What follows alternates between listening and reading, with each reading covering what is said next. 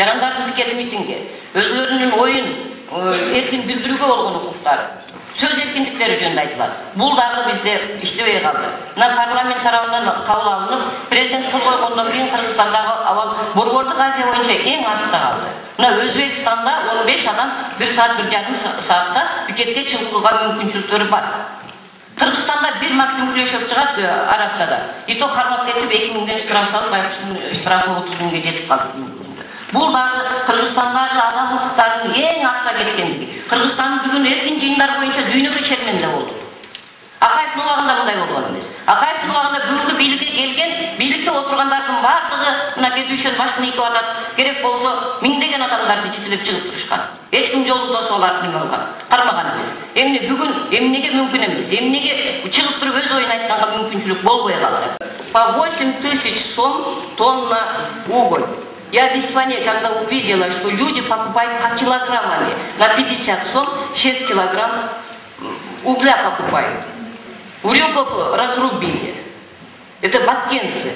Это большая трагедия. Это социально-экономическое наше положение. По 18, по 16 часов отключает свет.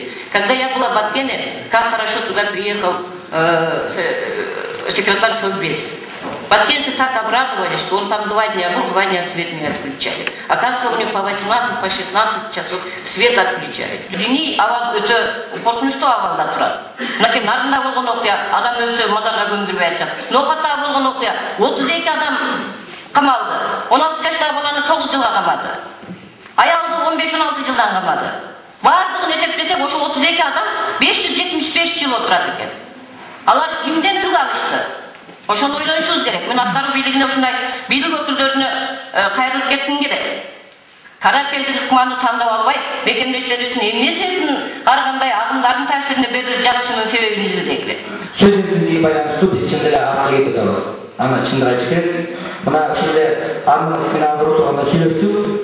Азаттык маселеси бар. Азаттыктын ялгызы Кыргыз Республикасында Кыргыз демократиясынын өнүгүшүнө, адам укугун коргоошуна, сөз эркиндигинин өнүгүшүнө, Кыргызстандагы азыркы бийликтин келишине, Кыргызстанда калыстыктын болушуна өтө чоң роль ойногон азаттыктын ялгызы.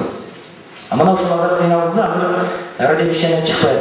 Канча дагы жарандар мен Ошко кыдырып келдим, Нарынга барып келдим. Ошол жарандардын баары кайрылып атат бизге. Премьерге каршы, президентке каршы. Закрыто радио BBC. Тоже это тоже альтернатива демократии. А BBC играл очень большую роль тоже для становления демократии, для защиты прав человека. Сколько мы стали, благодаря Азаттыку BBC стали такими общественными деятелями. И и Хурман Исаевич, и сколько премьер-министры, бывшие премьер-министры, и Атамбаев, и Кулов, они стали премьер-министрами благодаря средствам массовой информации.